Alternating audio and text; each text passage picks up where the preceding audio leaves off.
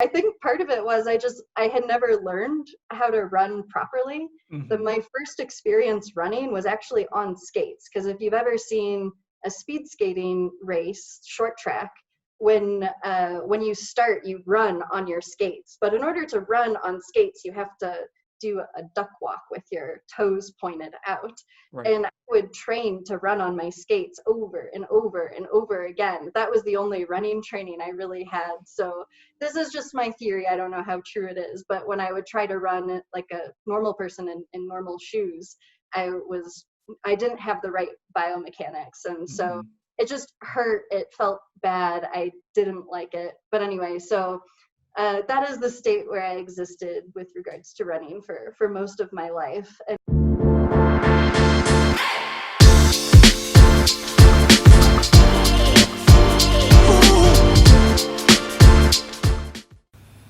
This episode of the Smart Athlete Podcast is brought to you by Solpre. If you're active at all, whether you're running or simply out walking for the day, you've probably experienced one of the number one problems that active people have, and that's chafing. Solpre's all-new, all-natural anti-chafe balm solves that problem while feeding your skin the vital nutrients it needs to be healthy. If you'd like to stop chafing once and for all and treat your body right, go to solpre.com to check out the anti-chafe balm today. And that's SOLPRI.com. Welcome to the Smart Athlete Podcast. I'm your host, Jesse Funk. My guest today has her PhD in chemistry. Currently, she's an assistant professor of chemistry at Colorado School of Mines. She's a competitive triathlete, completing her first Ironman in 2017, working on hopefully doing another one soon. Welcome to the show, Dr. Christine Morrison. Thank you, Jesse. I'm really excited to be here. Thanks for joining me. Everybody that is not in on the pre-show antics got to miss out on us on all our technical difficulties, your mic problems, me not turning my volume on, all the things that we should be used to since we're all using Zoom nowadays. I wonder sometimes if I should have gone into some kind of like neuropsychology or study of the brain to figure out why my brain likes to forget easy things like that so much. So we were talking like interesting tidbits or like little facts before we got going, and you mentioned to me, despite having a hiatus because of the pandemic, that you actually do West Coast swing dancing. How do you get into that? As I mentioned before I got going, I've done it a couple times, but I would not in any sense consider myself schooled or a dancer. So how does that start? How do you get going with West Coast swing? Yeah, so I did dance a little bit as a kid, but it was mostly, once a week on a Saturday morning. So it was more of a hobby than like a passion that I pursued for a long time. But a few years ago, I was looking for something new to do, and I had a friend that was really excited about dancing. I lived in San Diego at the time, and there's a lot of West Coast swing going on in San Diego. So I went with them to one of the lessons, and before the social dance, there's always a beginner lesson, and I just loved it that night. So that became a weekly adventure for me. Less so now. Social dancing is not good during pandemic times. It's been about a year since I've been dancing, but I find it just really great for a creative release. I'm an extremely disciplined and fairly intense person when it comes to my science and my triathlon training. And for me, West Coast is an opportunity to just really tap into my more creative side. And it's funny because when I got into dancing, everyone was like, wow, you must have been dancing for so long. What have you done before West Coast? I'm like, triathlon? There must be something about just the mind-body connection, like having to control very much like what my body is doing that translates to dancing and being able to pick up the moves. But I really enjoy it, and I look forward to dancing as soon as I can when the pandemic is ended. Yeah, it's one of those things. I think you mentioned like people wouldn't necessarily expect it from you, and sometimes I think about this. it's a little less prevalent in my mind now that I basically am just me and my fiance at home all the time by ourselves. But like when you work with somebody, or in your case, maybe your students are listening. So hello, students. But if you have a professor, like, like that's the avenue that them. Like you go to class, they lecture you on in your case, chemistry. And it's like, Dr. Morrison knows all about chemistry. She's not going to let us screw around. Like, we've got to learn this. And that's it. That's that person in your mind. But you don't see, and for various good reasons, but often you just don't see those other aspects of people. And sometimes I think it's easy to forget that people are very multidimensional. It's not simply like, all I do is teach chemistry. Like, I stop existing as soon as you leave this room. Like, I do other things. Yeah, I totally agree. And I felt like that with all of my instructors too, throughout all of my education, is just, they're my teachers, and that's who they are. That must be who they are all the time. Mm-hmm. And I try to bring a lot of myself to my teaching and to my research group, just to show people that we're all humans and working on these different things and have different passions. And it's a really great way to connect with my students and get to know them as they get to know me. It's something I really enjoy about teaching and working in academia. So I kind of wonder, do you remember the point when I'll say crossed over, but went from that point of view where, like, you were a student and there's these teachers and they did this thing and they only existed in this place, and then you crossed over to the other side and you begin to see, well, I'll call, for a lack of a better word, all the shenanigans that happens on the other side of the tape, just all the real interpersonal things that happens between teachers, the things that they try to, in some kind of, I guess, bad situations, try to shelter from students from, and like, kind of seeing behind the curtain. Do you remember that moment?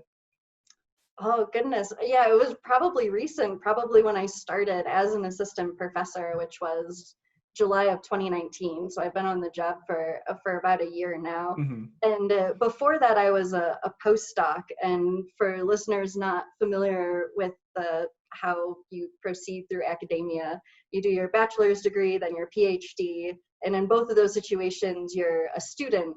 And then typically in chemistry, before you apply to be a professor, you do an additional training called a postdoc.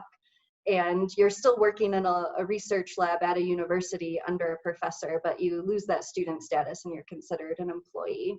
And you already have your PhD experience. So that was a little bit of the transition period, going where I kind of had my foot in both areas, where, I remember what it was like to be a student, but I'm not a professor yet.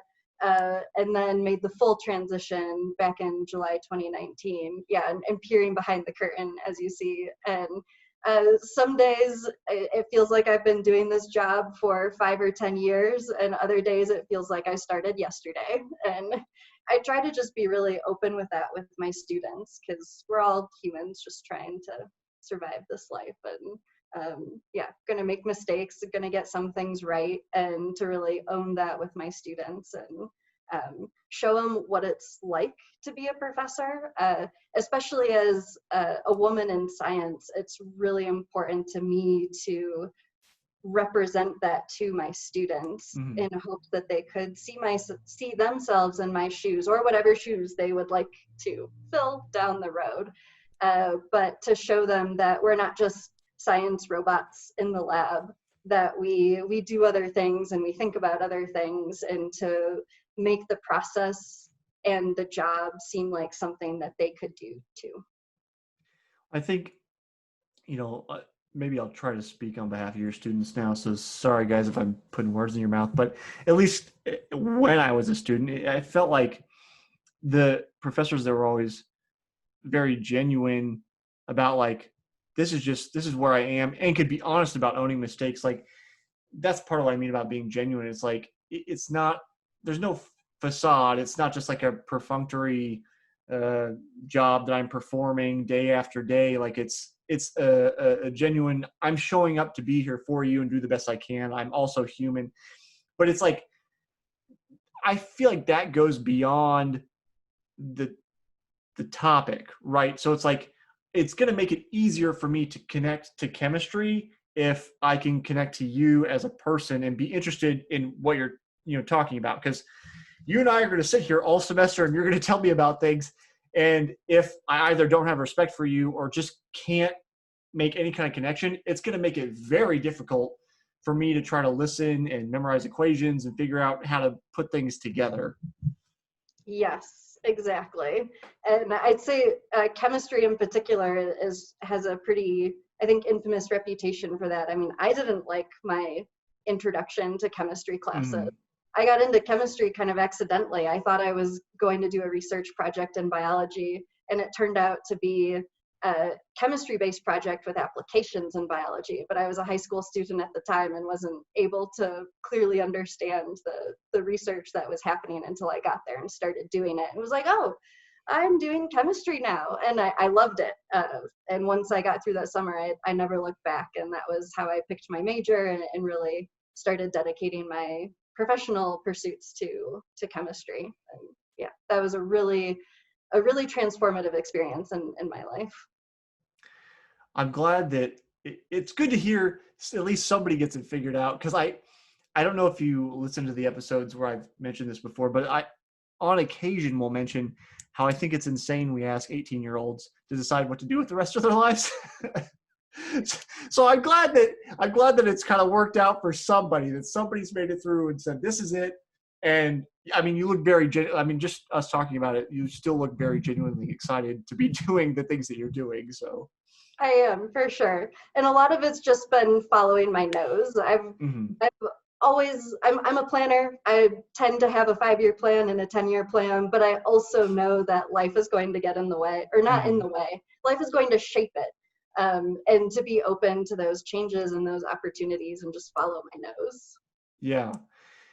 I'm not sure how applicable this is to you, but when I think about like career trajectory, like in my case, I thought about, well, what do I want in life? Right. So, do I want to work for somebody? Do I want to work for myself? Do I want flexible hours? Do I, like, what do I want my life to look like as a whole?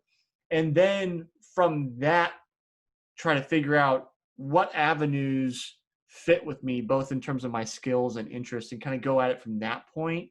So it's like the end goal is the same. In my case, I like a really flexible schedule. I like having dominion over what I'm doing, meaning I'm in charge. And I kind of picked an avenue that fits those things, but it could have been any number of things that I've done. Like I run businesses and build e-commerce businesses, but I could have done any number of things that fit those avenues. So I think about it that way. I don't know if you came at it from that way, or if you were just simply like, I want to be involved in chemistry, but that's kind of how I guess I approach career advice when I'm like talking to people, trying to figure out what to do. Yeah, I think that's great advice. When I personally was figuring out what I wanted to do for my career, I don't think I was thinking of it in that way. Mm-hmm. But I'm so happy with the way things turned out, because I, like you, prefer a really flexible lifestyle. I prefer to be in control of the things that I'm working on. And working in academia, being a professor, allows me all those things. So my typical weekday schedule is I wake up at 6, I'm at my computer by 7, I work through lunch, and then I take a 3-hour break to eat and to do a workout, and come back and work for the rest of the day, which usually involves working after dinner, but that's the trade-off for being able to take the afternoon to go do my exercising. And I really love having that flexibility and that scheduling. Well, I think anybody that has not been involved in triathlon or Ironman specifically, and I'll be the first to say that the fulls I've never been interested in the full because of how much time it took me just to devote to do the 70.3s. But it's an enormous undertaking, even for somebody who's not trying to podium. And I actually don't know performance-wise where you are, but I'm just saying, regardless of whether you're going to be the last person finishing or the first person finishing, it's an enormous undertaking to be ready for race day. So I feel like a lot of people watch it on TV, watch the championships every year, and think, well, that's really cool, but don't really get the scope of all the hours and I feel like emotional turmoil that you go through, the ups and downs throughout the entire year to get to that point. Yes, definitely. I'll never forget my first Ironman experience. I was really excited to take that challenge on, but the training volume was really hard. It was a part-time job.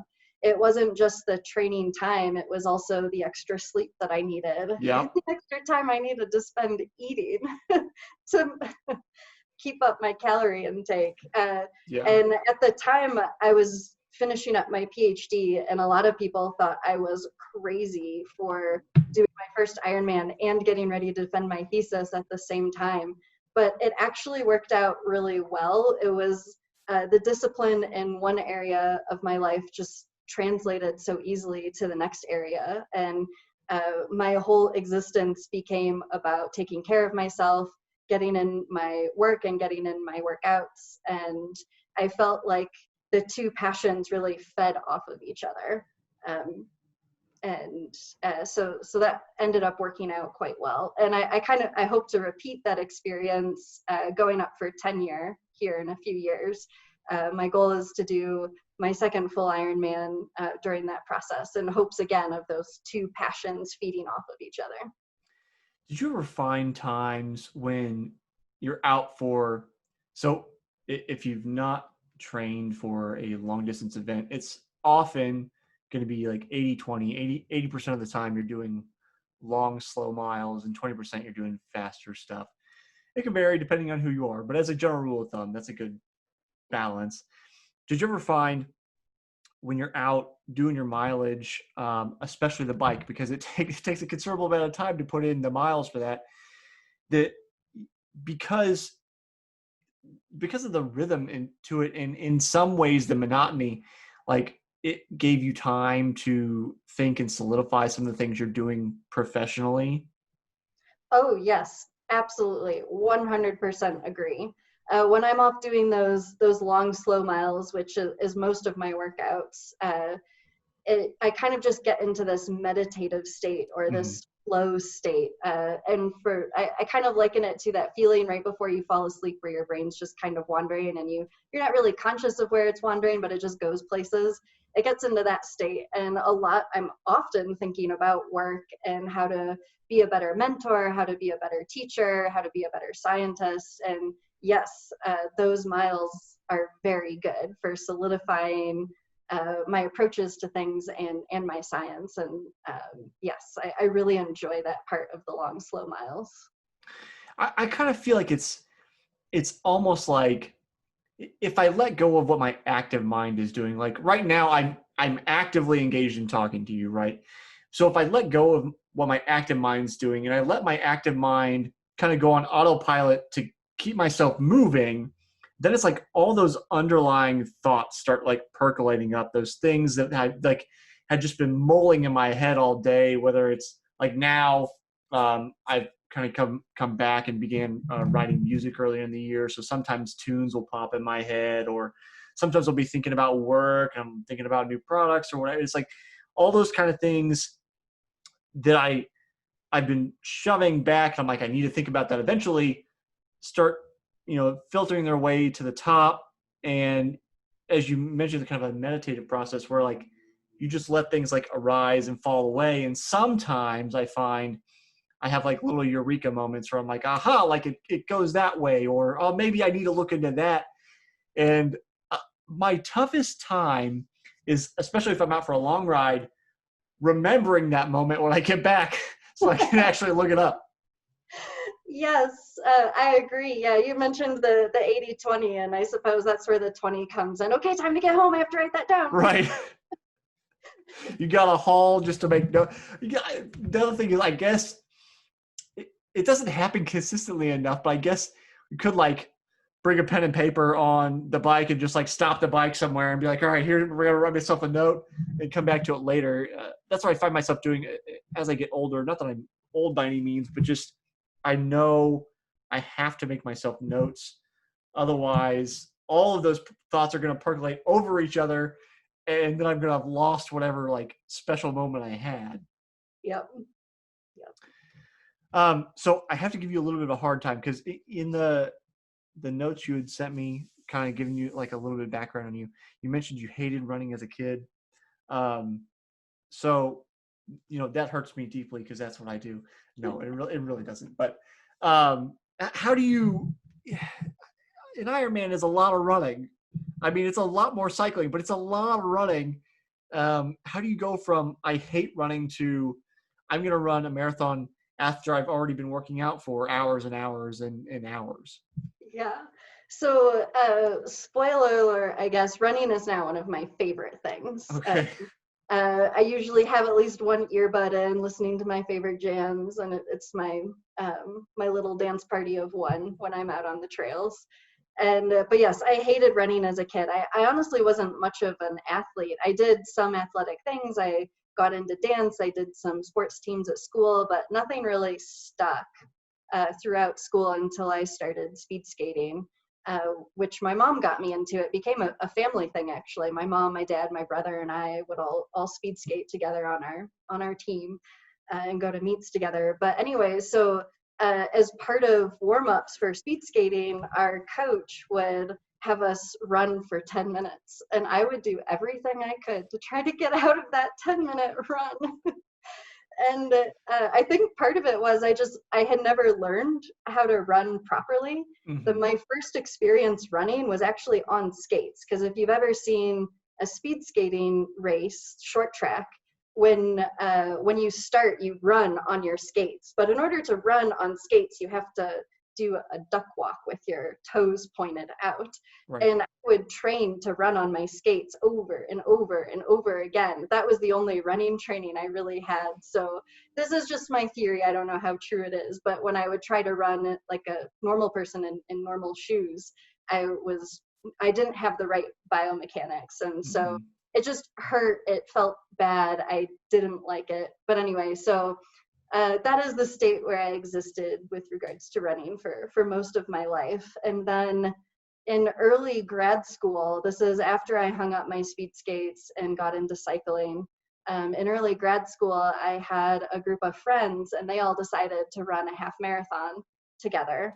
And I was the only one who wasn't like part of that core group. And I guess it was fear of missing out, but I just decided to sign up for the half marathon and give it a go. And I'll never forget my first training run. It was 1.5 miles around my local neighborhood, and I was swearing the whole time, going super slow and just, this sucks and I hate it.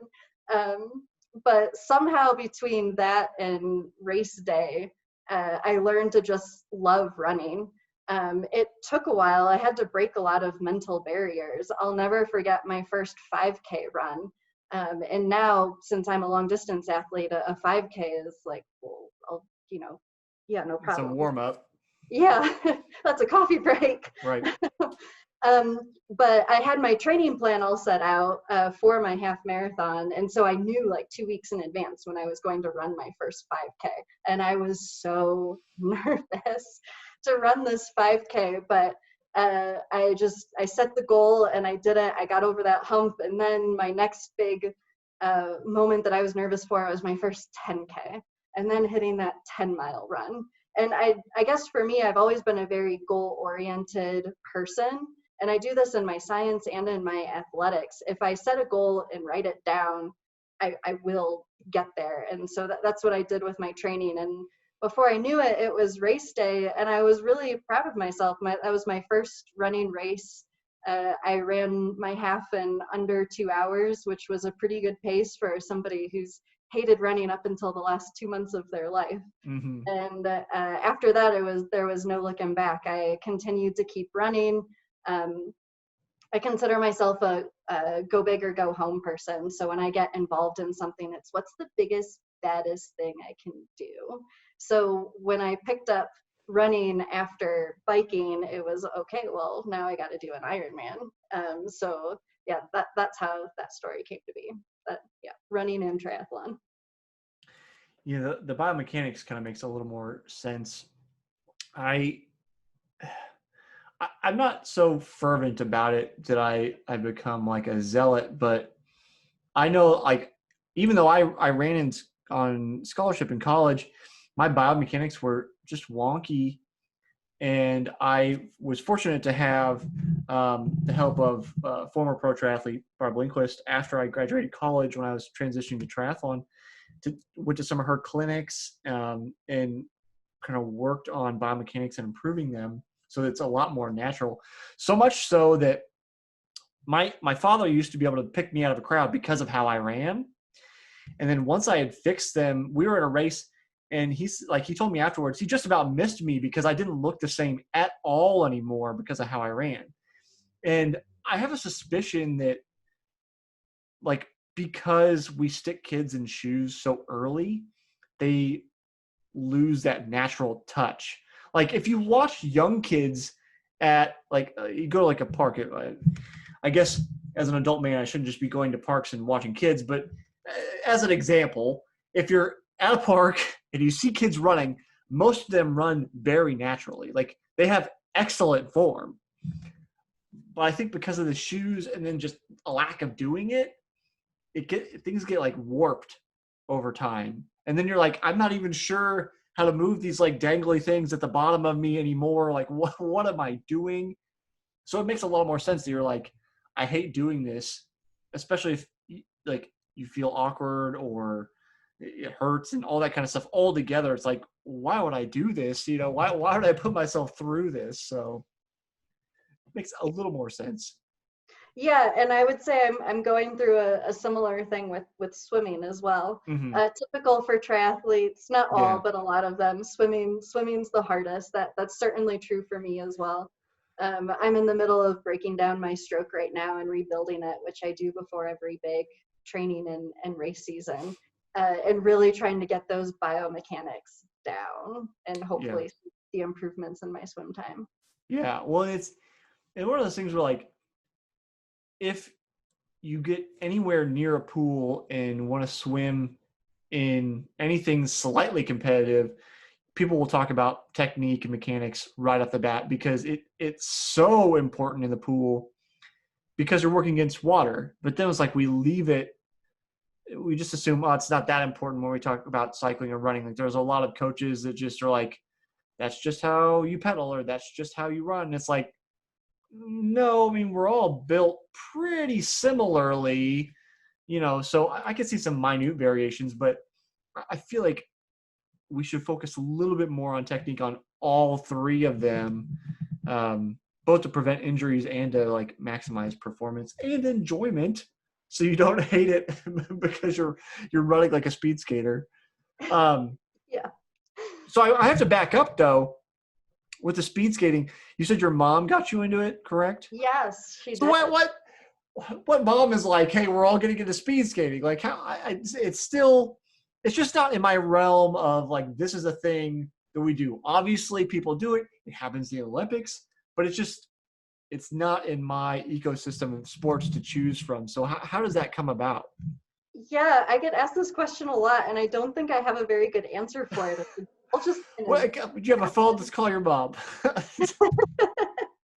Oh yes, I should re-ask her this question. So she used to do a lot of like recreational outdoor skating on rollerblades, Mhm. and she must have come across somebody who was on a speed team or something like at a local park and got invited because that must have been the transition. She started from like outdoor rec skating. So there's a few different flavors of speed skating. There's inline speed skating, so that's like the indoor stuff at a local roller rink. That's actually where we started. So when I grew up in Michigan, I was doing inline speed skating. And then, ironically enough, it was when I moved to Southern California when I switched to ice speed skating. But so my family and I, we did the inline speed skating together. Yeah, my mom got me into it, and then my brother tagged along, and then my dad. And it was such an awesome experience because, as you mentioned, speed skating, it's not a super popular sport. The teams Mhm. are pretty far and few between. But it also means that on any given team, you typically are able to train with world-class athletes. So, and a lot of people switched from inline speed skating to ice speed skating or cycling. So when I watch the Olympics, I'm cheering on people I used to train with, and it's such a cool feeling to have been able to train with those people and to see them on TV and doing so great in their future sports. And I think my speed skating coach, Rob Dunn, had a huge impact on my life. And I, to this day, whenever I cross the finish line at a triathlon, I have his voice in my head. You get to that finish line, you go. I sprint to the finish line no matter what. Even at the end of my Ironman, after I've been going for literally 12 hours, I sprint to that finish line. And I think Rob was the first person that really ingrained that in me. So yeah, I still carry his voice in my head every race day, even though it's been, oh gosh, a decade and a half since I trained with him. I wonder about that sometimes. I think about this because through my own journey, I always felt like I'm carrying all my coaches. I've had a number of coaches over the years, especially like when I was in high school. It seemed like we switched. Head coach was the same for 3 years and then switched last year. Our assistant coaches switched out every year, and then college, freshman and sophomore year, we switched coach. It's just I had so many coaches, and then my coach now.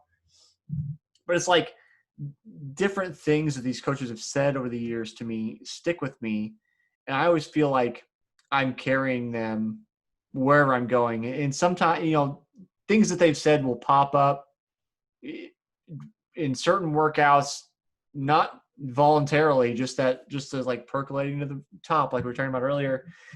And I wonder, sometimes I wonder if they know, do they know that like parts of them are still percolating into the minds of the athletes that they coached? Are they aware that those things happen, or is it simply a matter of like they lived in that time, they coached those athletes, you move on and you don't think about it anymore?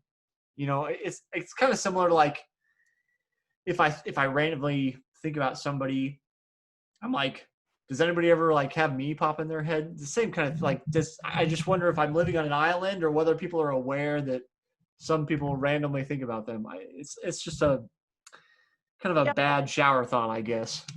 That's an interesting train of thought. I would say my relatable experience to that is as an instructor, which you might liken to coaching. Yeah. I never think of my students as like, keeping little phrases that I say here and there stuck in their brains, but maybe they do. I wonder which phrases they are.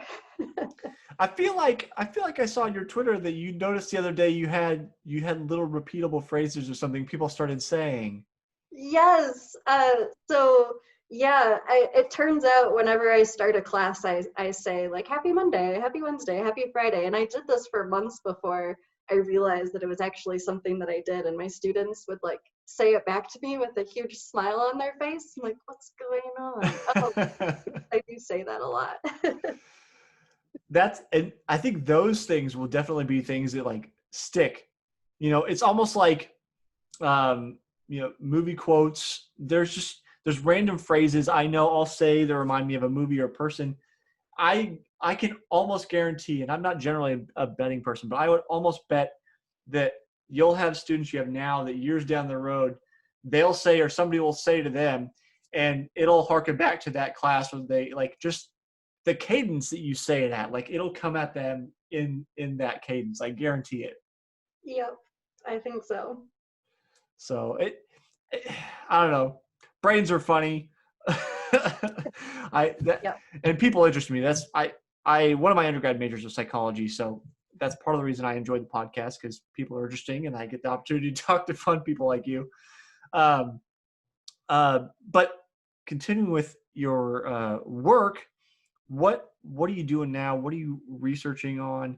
And for all intents and purposes, treat me as like a Chem 100 student, because that's basically as far as I went in chemistry. So I would love to tell you about my work.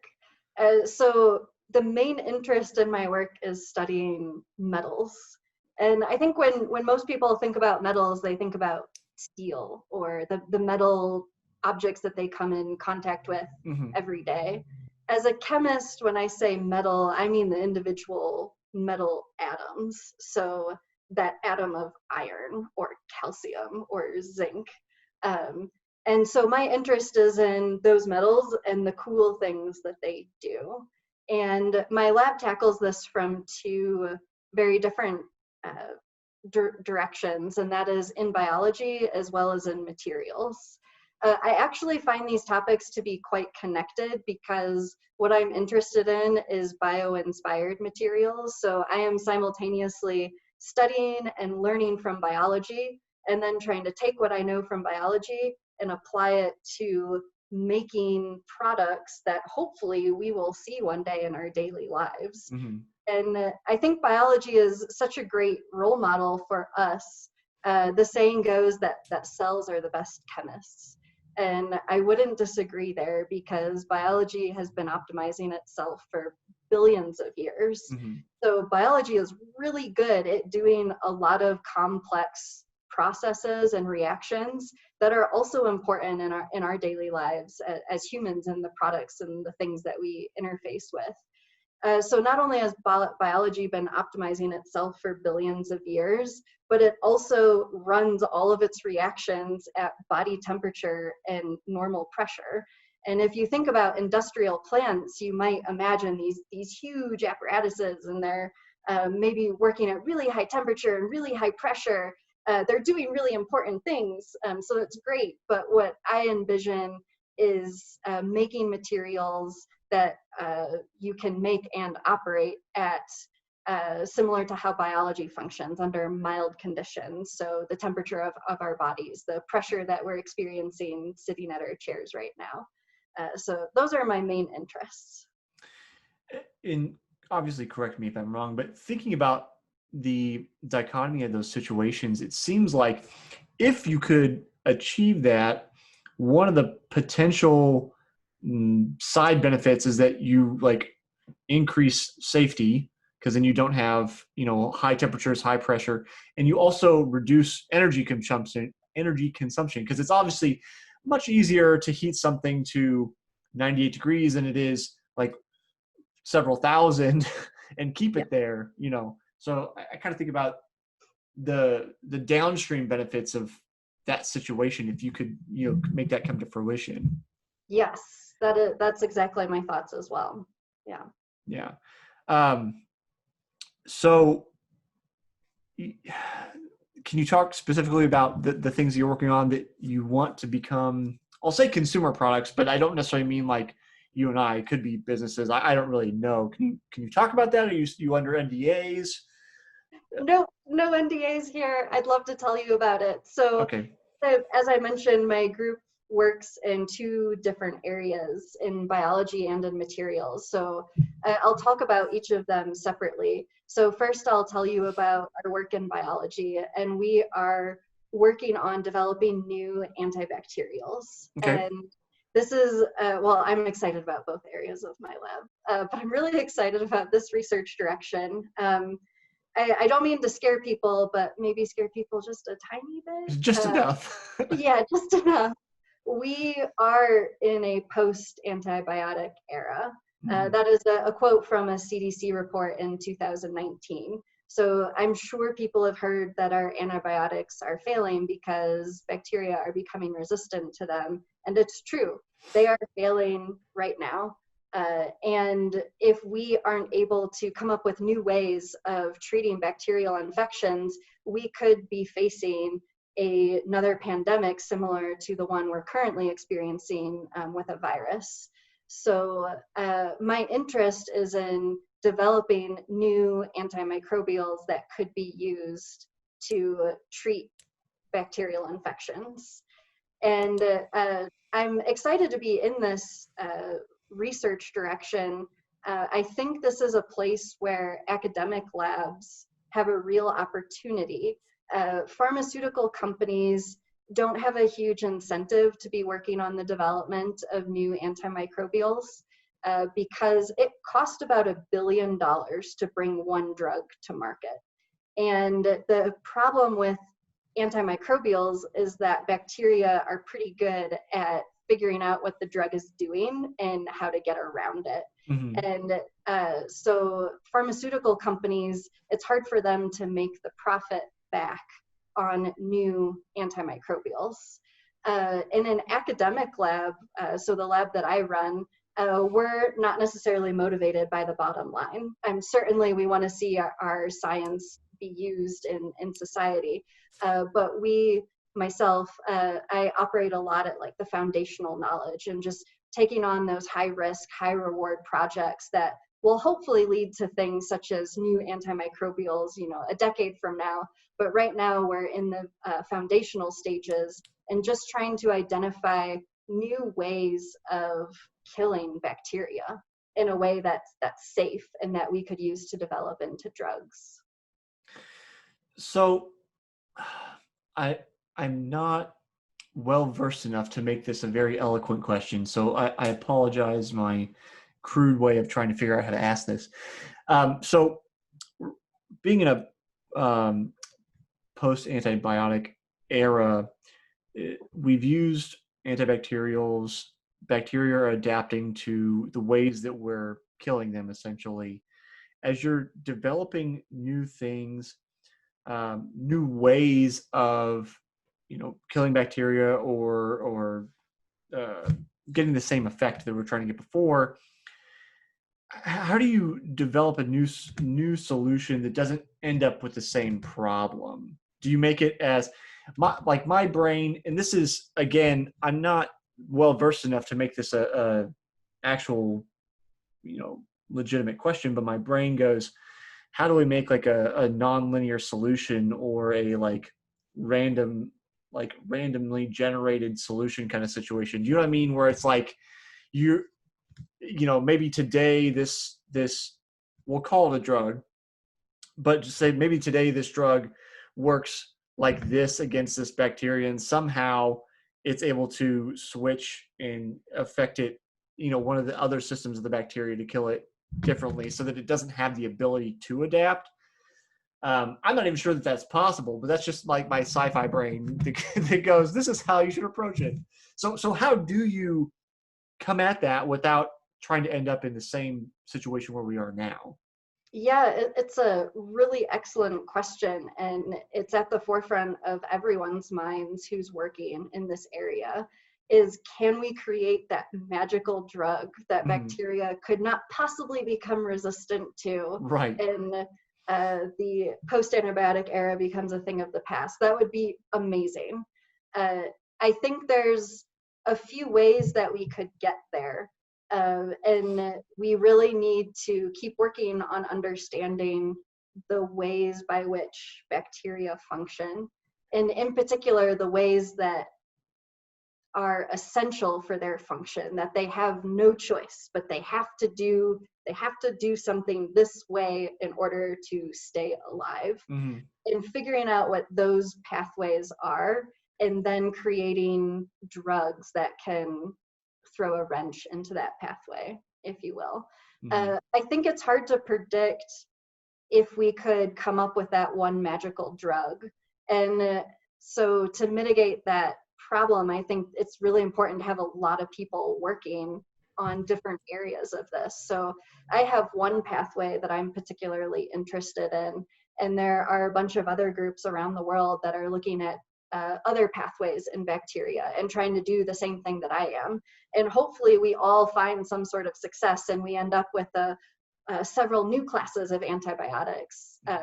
So one thing that I find interesting is our last new class of antibiotics was developed in the 1980s, and all of the antibiotics that have been developed since then have been derivatives of those classes from the 1980s and before. So there's a huge opportunity to identify new classes of drugs that function by a totally different way of killing the bacteria. And we don't just want one new class, we want lots of new classes. So right. I'm hoping to work on one class, and my colleagues in the field are working on other classes as well. So it's definitely an all hands on deck effort. It's going to take a lot of new innovative science to tackle this problem. And so I'm trying to piece everything together here. So are you talking about, I think I'd seen you mention covalent drugs. Is that what you're talking about? That Yeah. pathway of destruction for bacteria? That is the type of drug that I'm working on developing right now. I wouldn't say that my research is defined by covalent drugs. That just happens to be the one that I'm working on at the moment. I would say the class of drugs that more broadly that I work in is small molecules. Okay. So creating small organic molecules that are like they're like a doorstop in a door. So a door freely swings, but if you put a doorstop, if you wedge it underneath the door, you can stop that door from swinging. So comparatively speaking, the door wedge is quite smaller than the door itself. It's the right shape, it's the right size, and it just sticks in there and stops the door from swinging. So I'm trying to do that with molecules. Typically, my targets are proteins. So they are proteins that the bacteria requires in order to stay alive. So what I want to do is basically create these little door wedges or these small molecules that stop these proteins from being able to function. And when they can't function, the bacteria dies. So I guess to summarize that, so if you stop one process, then it's like it can't get to the next step and dies as a result. Yes. Okay. Yeah. Okay. So is that, you're talking about being bio-inspired to develop chemistry. Is that where you look at and say, okay, we know, when bacteria encounter these certain things in nature, they have problems, and then look at the ways those things interact. I'm saying things because I don't know what we're talking about, whether we're talking about chemicals or other bacteria or whatever it is.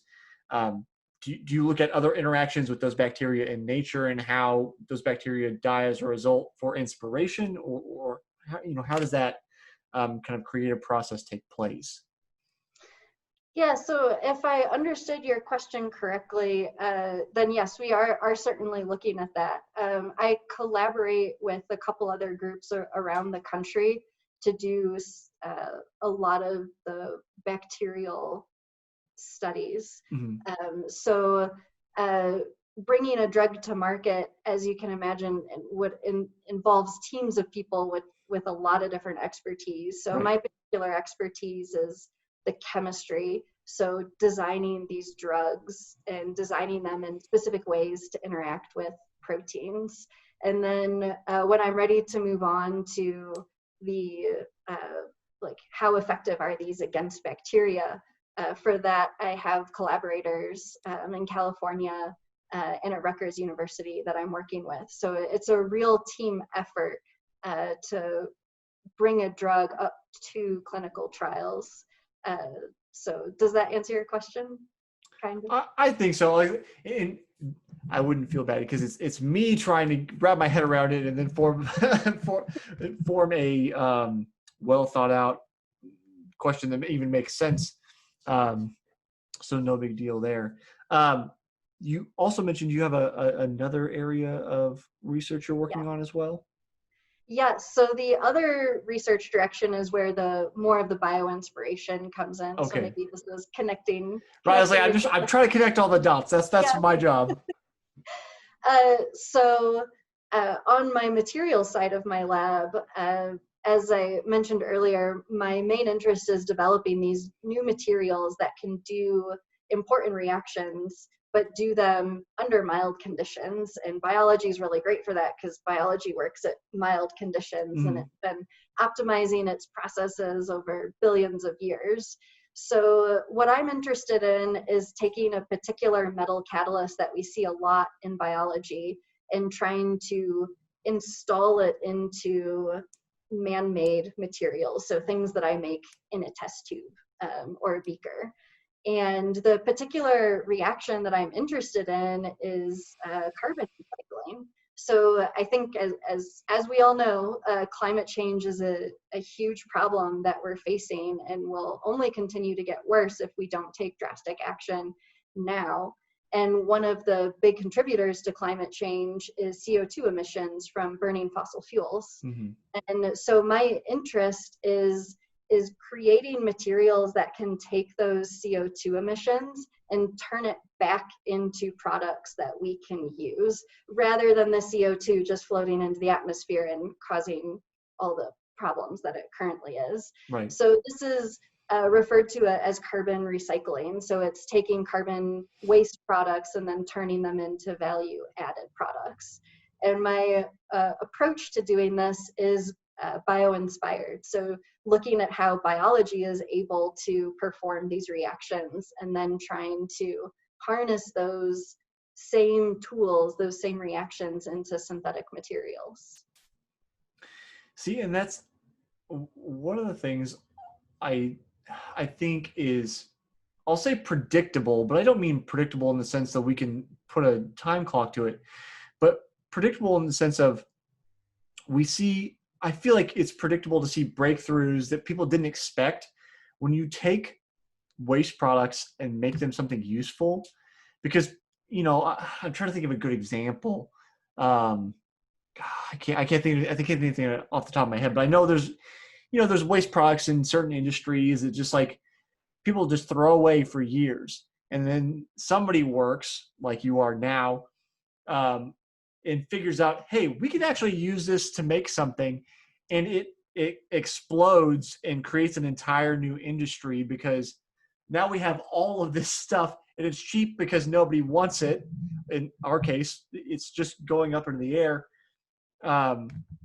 So I feel like hopefully you'll be successful, and through that, not only can we curb climate change, but then you'll see a big, people will go, oh, this is massive breakthrough. And you're like, I've been working on this for 10 years. Like, it's not overnight. It took me and hundreds of other people looking into this. But it's one of those things I always look forward to, which maybe seems odd, but just when people figure out how to use things that everybody else thinks is completely useless or harmful to make something, as you mentioned, a value added product out of that. Do you have specific applications in mind, or is it simply, like I mentioned with the career thing, you just want to get to a value-added product no matter what that is?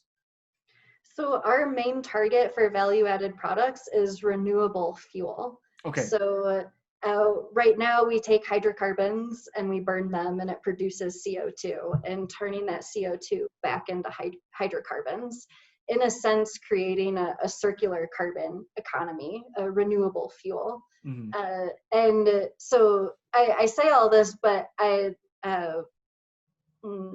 we should absolutely be pursuing all types of renewable energy. Mm-hmm. So my interest in pursuing renewable fossil fuels is that we have all the infrastructure to acquire fossil fuels and to use them cheaply. So fossil fuel usage probably isn't going anywhere anytime soon. Mm-hmm. But what I want to do is to turn it from a environmentally harmful process to an environmentally neutral process. Mm-hmm. While there's a bunch of other scientists working on other types of sustainable energy. So same with the antibiotic development, it's an all hands on deck. These huge scientific breakthroughs take the whole world. Yeah. Well, I think that's awesome, because I think about it from an economic standpoint. And as you mentioned, the infrastructure, I've been a big fan of like Tesla since they got going. When they first brought out the Roadster, I was in high school, and I mentioned, hey, I want one of those. My art teacher reminded me of this the other day. It's been over a decade since I've seen him in person. He remembered that. But I always thought, how do we get from where we are and where we were a decade ago to only electric cars or only hydrogen cars or whatever alternate fuel source? How do we get there? Because like you said, we already have the infrastructure for everything. And that's one of the things they're working on now, trying to put in charging stations everywhere. And then you've got charging station problems because it takes 5 hours to charge a car, and versus a couple of minutes for gasoline. So it's awesome you're working on that, even though, it's, as you mentioned, other people are working on the other renewables, and they should be having those intermediary steps. I feel like is kind of the crux of being able to make the transition, right? Because if we don't have it, then it's like we just continue to depend on what we already have. We don't have any way to make those like little in between steps towards getting off our dependence from fossil fuels.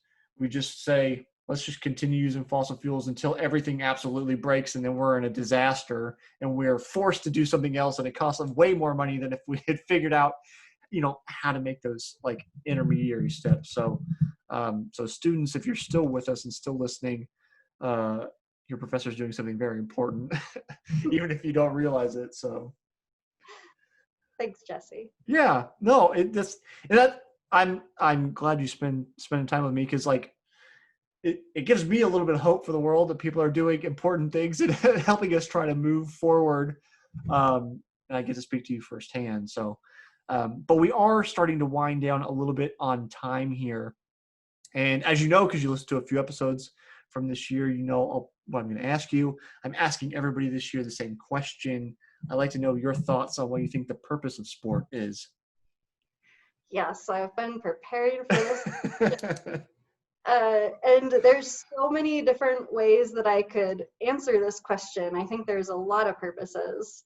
I'm going to answer the question for myself personally. What does sport give to my life?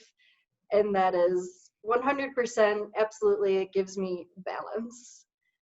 So I feel that I'm a better scientist because of my athletics. And I feel that the lifestyle that I need in order to be a high performance in my athletics is exactly the lifestyle that I need to be at top performance in my job. And that's a healthy sleep schedule, a healthy diet, exercise, discipline, consistency. So for me, athletics it brings balance. I would also say joy. I love my workouts most days. And I love racing. And, sometimes science just doesn't work. And sometimes you just have bad days or bad weeks. And being able to balance that with, oh, I had an awesome run today, or an awesome bike or swim, is just, it keeps me going, and it always keeps me excited about something and moving forward. So that would be my answer to your question. To me, the purpose of sport is balance and joy. That works.